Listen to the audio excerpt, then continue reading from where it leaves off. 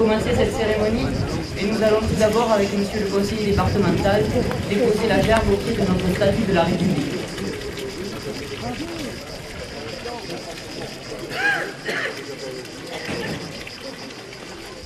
Monsieur le conseiller départemental, mesdames et messieurs les élus du conseil municipal, mesdames et messieurs les représentants associatifs et des corps constitués, Bessanaises, Bessanais.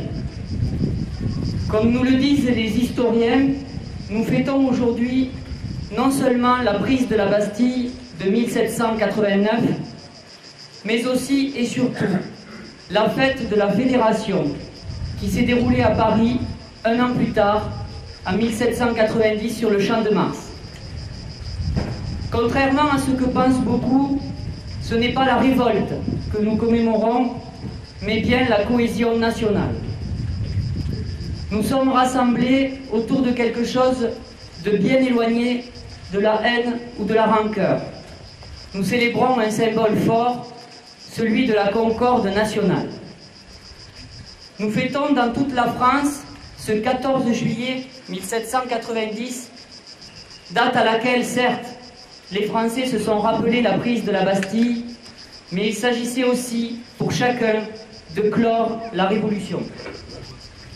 Cette révolution, entamée de façon pacifique avec l'ouverture des États généraux par le roi Louis XVI, a permis la proclamation des droits de l'homme, naturels et imprescriptibles, droits qui sont aujourd'hui bien souvent remis en question, déformés ou mal compris.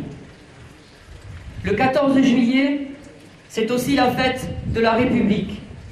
Cette République qui est un peu comme l'air que l'on respire, quelque chose dont on ne se rend compte que lorsqu'elle disparaît ou se raréfie.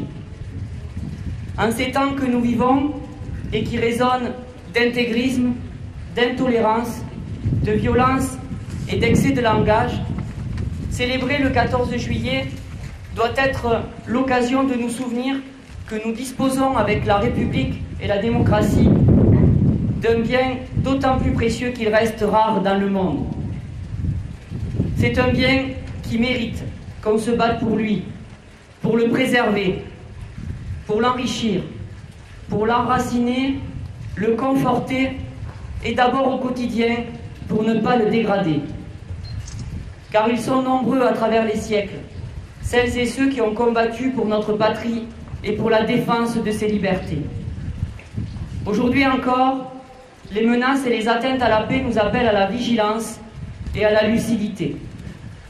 C'est la haute mission confiée à notre défense nationale. Défendre non seulement notre nation et notre République, mais aussi la dignité et la sécurité de femmes et d'hommes vivant dans la crainte et dans l'oppression. Rendons hommage à nos soldats et à nos volontaires qui meurent pour la France. Rendons hommage à celles et ceux qui veillent au respect de l'ordre public républicain, à la préservation de notre sécurité quotidienne, sans lesquelles la liberté, l'égalité et la fraternité ne seraient que des formules vidées de contenu. Le 14 juillet, c'est donc la nation rassemblée. C'est pourquoi ce doit être une fête colorée, une fête populaire. Plus que jamais, dans un pays en proie aux doutes et aux pertes de valeur, nous avons besoin de réunir nos forces et nos talents, de faire cesser nos querelles secondaires et inutiles. Victor Hugo a dit « La patrie se compose des morts qui l'ont fondée, aussi bien que des vivants qui la continuent. » Continuons tous ensemble à défendre nos valeurs et nos racines pour donner un vent d'optimisme à la France, car en ces temps de bruit, de fureur et de difficultés économiques et sociales, elle en a bien besoin. Vive la République et vive la France!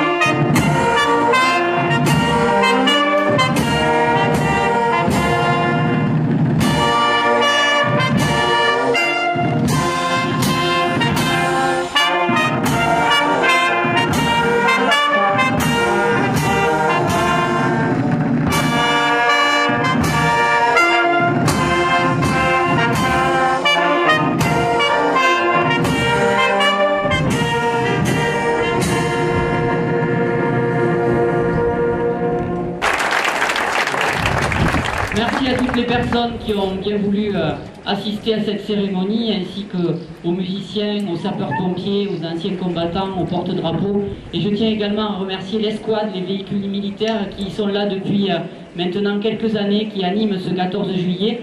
Les autorités, quelques autorités, nous allons monter avec eux pour faire un tour de ville et nous vous rejoignons.